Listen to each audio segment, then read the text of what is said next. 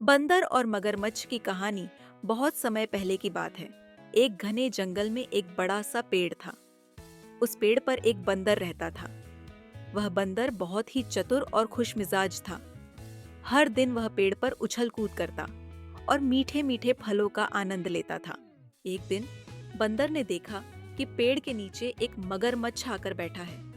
मगरमच्छ बहुत थका हुआ और भूखा लग रहा था। बंदर ने मगरमच्छ से पूछा, अरे, तुम इतने उदास क्यों हो? क्या हुआ?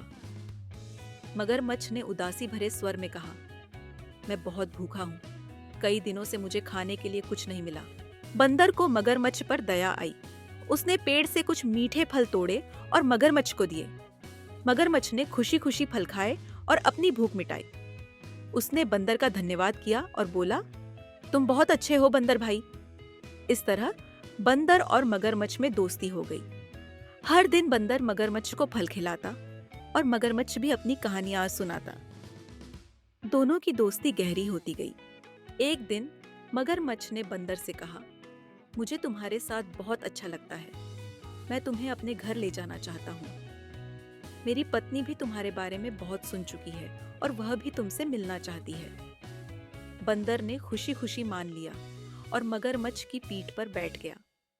मगरमच्छ ने बंदर को अपने घर की ओर ले जाना शुरू किया। लेकिन रास्ते में ही मगरमच्छ के मन में एक दुष्ट विचार आया। उसने सोचा, अगर मैं इस बंदर का दिल अपनी पत्नी को खिलाऊं तो वह बहुत खुश होगी। मगरमच्छ ने यह सोचकर बंदर से कहा, अरे बंदर भाई, मैं तुम्हें कुछ बताना भूल गया। मेरी पत्नी ने कहा है कि वह तुम्हारा दिल खाना चाहती है।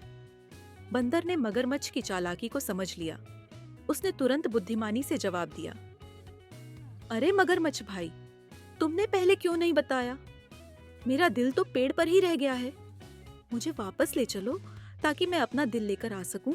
मगरमच्छ ने बिना सोचे समझे बंदर की बात मान ली और उसे वापस पेड़ के पास ले आया।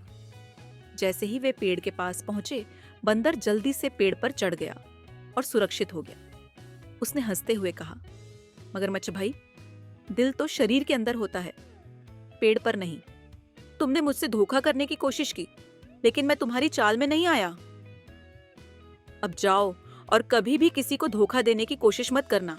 मगरमच्छ को अपनी गलती का एहसास हुआ और वह शर्मिंदा होकर वहां से चला गया। इस घटना के बाद बंदर ने सीखा कि हमेशा बुद्धिमानी से काम लेना चाहिए और किसी पर भी बिना सोचे समझे भरोसा नहीं करना चाहिए।